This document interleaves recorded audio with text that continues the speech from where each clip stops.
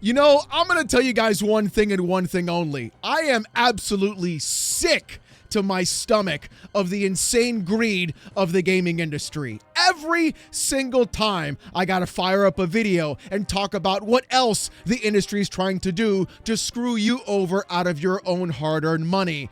Every single time. And I don't know how it happens, but it always apparently seems to get exponentially worse every time there's an update to it. You know, if it's not between insane amounts of DRM, increasing the cost of video games to $80, trying to price people out, force others into subservices, and do everything they possibly can to make you own nothing, it really goes to show exactly what this industry is in fact doing. Basically trying to cater to every single whale while pushing every other lower kind of spender out of the industry itself to monetize themselves over and over again. What an insane thing to see for this industry that we've all grown up with since the 80s and 90s, to watch as consoles like the PS2, the PS1, the N64, the Dreamcast have insane games over and over again. Yet for some reason now, all we get are massive amounts of live service titles, remasters, remakes, and every other piece of garbage in between. And practically barely do we get something new and refreshing like Expedition 33,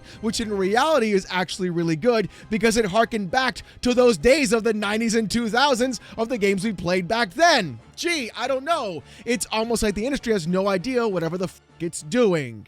But I think the more insidious part about all of this is watching specific companies like PlayStation and Nintendo do everything they can to increase the amount of greed that they are pushing across the board. And I know both of these groups have insane rabid fanboys talking about, "Oh, Alex, you're just a grifter. You're just a Steam fanboy. Look, it's going to happen every time you guys want to talk about this, but these companies don't care about you. I don't know how many more lessons you have to learn in this space to realize that as a grown adult person who can actually vote, the majority of you are, by the way, because the median age of gamers is in their 30s, so please spare me the behavior of a child. Where you go around and selflessly defend a company and corporation that has no idea who you are. These same morons were walking around pretending as if the price hikes for PlayStation were a good thing to buy your consoles now. These other idiots were claiming that Nintendo would never raise the price of their consoles either. Well, it turns out everybody was wrong, and the amount of greed this industry can take is a lot more than you think. Because according to Tom Warren on Twitter, Sony's PS5 sales plummet amid price rises and a memory crisis. PS5 sales dropped 46% year over year. Oh, I'm sorry, what happened? I guess all those collage pictures of fanboys excited about people buying a PlayStation 5 Pro for $750 wasn't enough for you guys to figure out that maybe, consoles shouldn't cost $750 or even $600 6 years into the life cycle of the generation? Right now, the PS5 should be $299. The PS5 Pro should be $499. And anybody arguing the difference is arguing for the perspective of the corporation and the shareholders, especially when those same people are not even shareholders or part of the corporation. The insane bootlicking we've seen over and over again, as I've been warning so many people about this happening in the industry, where the entire company itself, PlayStation, Xbox, Nintendo, and everybody else across the board is doing everything they can to squeeze out whatever penny they can. They'll take the loss on the console sale, but the thing is, they're more than happy to rake people over the coals and charge them more to catch all those whales instead. But there's more to the article, so let's keep going. With the article from The Verge saying this: Sony sold just 1.5 million PS5 consoles in its most recent fourth fiscal quarter, down 46% year over year. The slump in PS5 sales comes after Sony raised the price of its PS5 consoles twice over the past year, pushing the price of a regular PS5 from $499 all the way up to $649. Sony blamed, quote, continued pressures in the global economic landscape for the price hikes in March, amid an ongoing memory crisis and pressure from the war in Iran. Sony now forecasts that annual gaming revenue will drop 6%, but these forecasts could be impacted by ongoing memory costs. Quote, we plan to base our PS5 hardware sales in fiscal year 26 on the volume of memory we can produce at reasonable prices, and we expect hardware profitability to be essentially the same as fiscal year 25, says Sony. Oh, I'm sorry. Did the cat catch your tongue on that one? Yeah, it turns out PlayStation has been making a ton of bad bets over and over again, and they're seeing a decline in their hardware sales. They can blame the market conditions, they can blame the rising memory costs. But remember, we were also told by insiders in the gaming industry that PlayStation had gobs and gobs of RAM, and they were prepared for the RAM apocalypse. I guess they didn't have enough, huh, my boy? But the thing is this. What we're watching right now isn't the fact that PlayStation is using things like market conditions in order to charge you more money, but yet for some reason they see record growth. They see profits out of the wazoo. I wonder why that is. Oh, I know. It's because they're no longer wanting to take any sort of loss whatsoever on their hardware. Usually in the past, the longer the console was out on the market, the cheaper it would become over time, meaning it would then reach a wider market of people who don't normally buy video games, investing into them as well. But we're not seeing that. We're watching the opposite happen. Now it's actually better for you as a consumer to buy the console day one to avoid having to pay more throughout the entire life cycle of the system. Completely bass-ackwards, if you ask me. But what we're seeing right here is actual control, controlling how much things cost, controlling the value of the product, and appeasing investors more than trying to actually appease the consumers buying the product whose money you want in the first place. Remember back a couple of weeks ago where PlayStation was caught putting in 14-day DRM into their systems to make you check in online? Well, it turns out there's a reason for that. Not because they're trying to stop all the mean, bad pirates, but because it turns out that over 85% of all games on your PlayStation are now bought digitally. They're not doing it to protect you. They're doing it to protect their pocketbook. They're doing it to make you look like a criminal and verify that what you're buying is part of their system, so that way they can keep milking you with things like variable rate pricing, charging you more money for a discount that shouldn't have been there in the first place, and then removing their own deals page too. Boy, I wonder what they're gonna do with that. Oh, also, don't forget PlayStation, in fact, wants your digital ID so they can put your name to your account and then put everything all together and then market to you directly and then use variable rate pricing to charge you more. But the thing is, it's not just PlayStation doing this. No, it'd be one thing if it was just them. It turns out that their other partner in crime, Nintendo, has done the exact same thing that people claim they would never do. And this has to be the funniest day of all. According to Insider Gaming, the Switch 2 price increase has been confirmed by Nintendo. Oh, wait! What happened? What happened, boys? I thought you guys were saying how great the Switch 2 sales have been, how they wouldn't increase the price of the Switch 2 because people were buying it because of all the exclusives the console has, that there's no way it was ever going to get hacked either, or that an emulator would come about it. Well, it turns out Nintendo has been doing way too many lawsuits, and they gotta recoup their money somehow. Don't forget, by the way, Nintendo also created the $80 video game with Mario Kart World. They introduced variable rate pricing onto their games on top of that, and then decided to go around and reduce the price of their digital games by $10, forcing you to buy their games digitally rather than physically, even though they're also giving you game key cards, which are effectively the exact same thing, a digital game with a physical key. What happened? What's going on? All this greed pumping out everywhere and everybody's as quiet as a church mouse? Gee, isn't this a fun sight to see? And then all you clowns get mad at me when I talk about what things like GOG Galaxy and even Steam are doing, and you guys throw a hissy fit. You stomp your feet and get mad at me. Whee! And people saying that I was giving out fake news last week when I was talking about how Nintendo's shareholders and investors were asking to increase the price of the Switch 2. Well, there's your sign. A new announcement by Nintendo confirms a price increase for its products and services, including the Nintendo Switch, Switch 2, and Nintendo Switch Online. In the US, the price of the Switch 2 has been increased from $449 to $499. Europe has seen the price rise from $469 to $499. Lastly, the price in Canada is now $679, up from $629. The price revisions will be implemented from September 1st, 2026 in the United States, Canada, and Europe. So wait, Nintendo is literally copying PlayStation's book word for word, bar for bar. The exact same thing that happened with the PS5 and PS5 Pro, giving people an estimated amount of time to go out and buy their products now rather than to actually pay the increased price. Nintendo is doing the exact same thing. Hey guys, you have until September 1st to make sure that you guys buy your Nintendo Switch 2, or else you're going to have to pay the $50 more price. But don't worry, in the meantime, we're going to charge you more right fucking now with our online services and basically everything else. Boy, don't you just love Nintendo, huh? I'm sorry, but there's literally no way to defend this whatsoever. We're talking about two multi-billion-dollar corporations, two companies who make profit hand over fist. PlayStation has said that they are the most profitable they've ever been recently with the PS5 generation, and then they increase prices. Nintendo has said they have sold more consoles in the shortest amount of time that they've ever done, and yet they still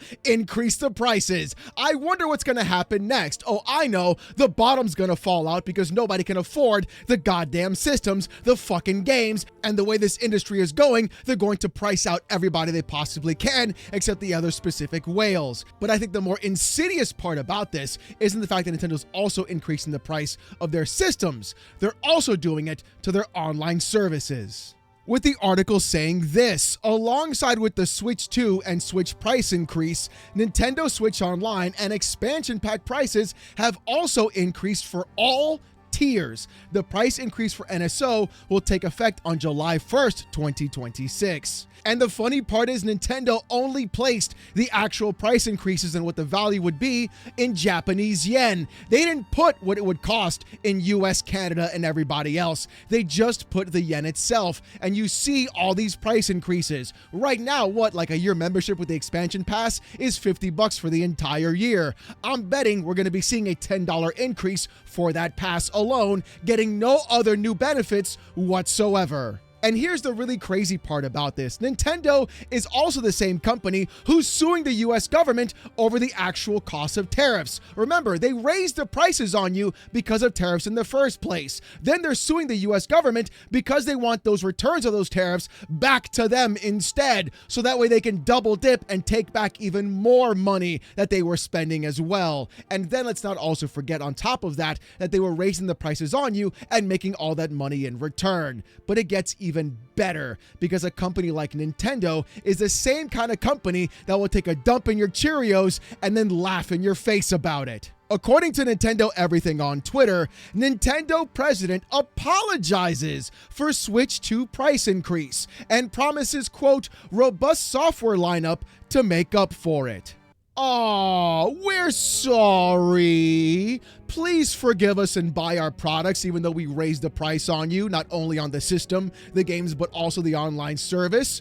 We're sorry. We had no choice. Our investors wanted to increase the cost of those consoles. They had to have another yacht in their backyard. We promise we're going to give you guys more video games for your system. That way you can spend more money on our products and give us more money as well, while we also charge you more money for those same games and services. But we'll promise we'll do more so you can spend more, right?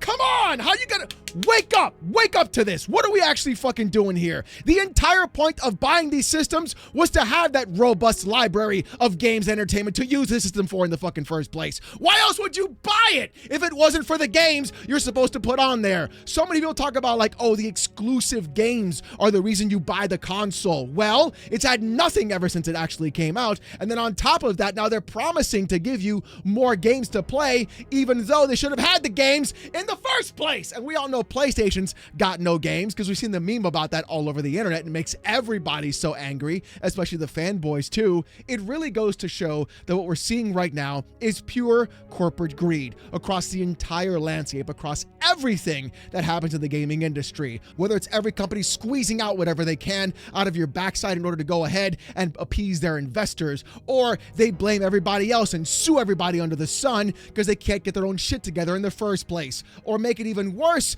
they charge you more money, give you variable rate pricing, and then block you from doing anything else, and then treat you like a criminal when you actually already bought their product. I am beside myself on the insanity of this industry, and people have the gall, the audacity, and the testicular fortitude to sit there and call companies like Valve a monopoly, when Valve is doing the one thing nobody else is right now, providing proper competition. Valve literally sneezes and the entire gaming industry shits itself, unable to understand what the fuck to do next, because that's one of the few companies that has put the consumer and customer first. And you know what? The day they don't is the day they're going to get flamed for it. But the thing is, nobody else is doing that right now, except maybe for GOG, and that's the real problem. These companies know that they have so many people by hook and by crook, and the people that work at these companies are more than happy to pry open their wallets and dump every penny onto them that you can possibly imagine. But finally, it looks like people are actually waking up.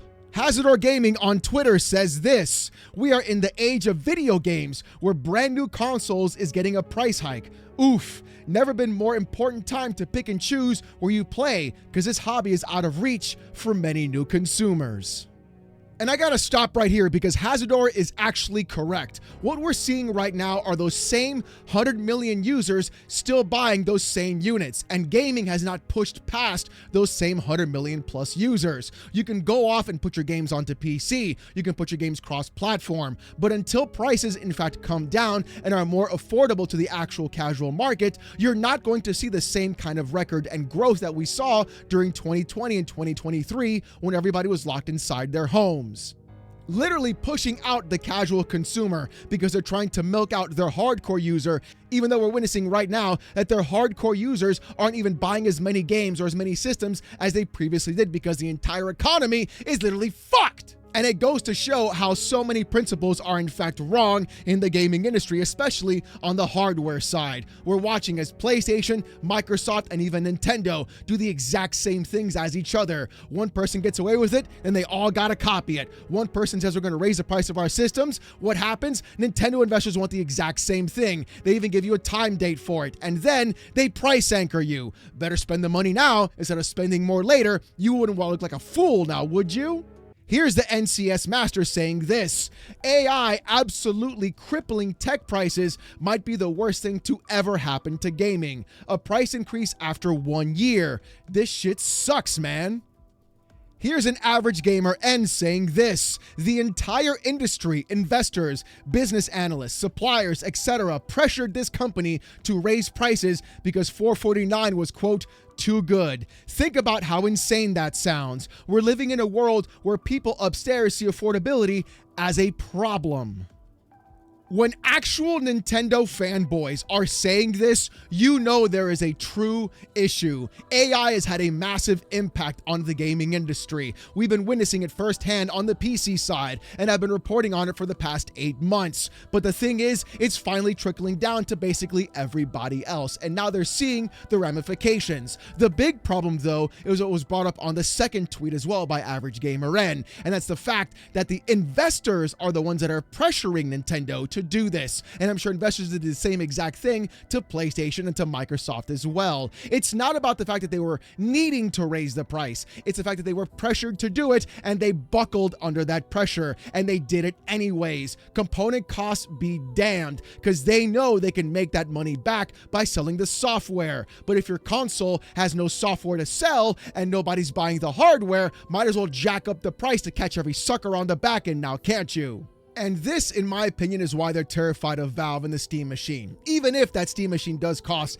$800 plus, you're looking at a storefront that puts their consumers and customers first, at a place where the actual user is treated like a fucking person and not a wallet to goatsy. And every other company is terrified about what that means. They're looking at it not from the perspective of, oh, competition to walk in. They're looking at it from the perspective of, hey, they treat the customers with a modicum of respect. We can't let that happen. We got to do whatever we can to push these guys out. And that's where they're terrified about it. That's why PlayStation added that 14-day online DRM. That's why 85% of the games are bought digitally. That's why there's rumors of them pulling out of the PC space. That's why Nintendo was shutting down all of the actual ROMs and emulators. That's why all those lawsuits came about. That's why they sued Pal World. These companies don't want competition. They want to run the gaming space how they see fit, with their own oligopoly, spreading out what they feel is appropriate for them, and then somewhat competing, pretending to compete with exclusive games, even though we all know those games can run on any piece of software because they're all x86 or even ARM. The actual nightmare, disaster, and stupidity of this gaming industry right now is exactly what I'm incredibly terrified about. I don't want this industry to flounder and to push people out of a hobby that I actually enjoy. I want it to be successful, but the only way it's going to succeed is if the prices actually come down to a point where people can actually afford them. And if they can't buy the products they need to play your games, guess what they're going to do? Spend that money elsewhere. Because right now people can't even afford fucking eggs. You want them to spend $500 on a plastic box, $900 on a pro console, $80 on a video game, and then charge them more money every month to play online? When's it gonna stop? And when's enough going to be enough? This news right here proves one thing and one thing only. Nintendo and PlayStation are the greediest companies you've ever seen on this gaming space right now. They would rather sacrifice losing 46% of their console sales year over year than by charging you more money for each console sold. That's how insane they are. Nintendo would rather be bullied by their own investors, sue the US government for more tariff money, even though they raise the prices on you because of those tariffs, and then want to double dip that money back and then sell millions of the units for their system, all while looking you dead in the face, raising the price and telling you, we're sorry. They're not sorry. They don't give a about you. They don't care about this. They care about trying to get more money out of your pocket, and it's disgusting. These companies should not be trusted, and I say that and people call me crazy. Well, now you're finally believing it. And clearly the one thing that's going to stop these companies right now is true, actual competition. Not competition with exclusive games, but competition in the hardware space, in the customer service space. And hopefully Xbox and Valve could put a battery in the back of this industry and really show them exactly what people are missing. Because clearly what we're seeing right now isn't working, and they're putting you over a barrel. But you know what? I want to hear what you guys got to say about this in the comments section down below. Do you agree with these price increases? Do you disagree? Or are you going to say and get yourself a Steam machine instead when that gets announced? I want to hear what you guys got to say. Speaking about what you got to say, here's the comment of the day from Friday's video. With Derek the Mall saying this: the corruption in the corporate world needs to be regulated like yesterday. Derek, my friend, you are absolutely correct. This does require some sort of regulation because clearly these companies are running roughshod, and the only person being affected negatively is you and I, and that is a massive problem. But as always, ladies and gentlemen, if you want to see more of this kind of content, though, more PC port reviews, gaming news, Steam Deck videos, fanboy content, and even live streams, subscribe to the channel. If you want Discord access or most of those live streams, become a YouTube member. It's as low as $1. Look, if you don't want to spend the buck, don't even sweat it. Just come on down Saturday nights, 8:45 p.m. Eastern, live right here on the channel as I wear a banana suit and get insulted with text-to-speech. It's actually insane. Saturday nights, live, 8:45 p.m. Eastern, right here on the channel. Oh, and if you want even more of me, don't sweat it. Check out Oh No, It's Alex Gaming. Link to that second channel is in the description down below. I've got a brand new video up right now every single Monday. And also, if you're lucky, I'm actually live streaming right now too. Every single day, Monday to Friday for a few hours, hanging out with you guys, the best community of all time. With all that being said though, thank you guys so much for watching. Hope you have a great one, and I'll see you gooners next time. Peace!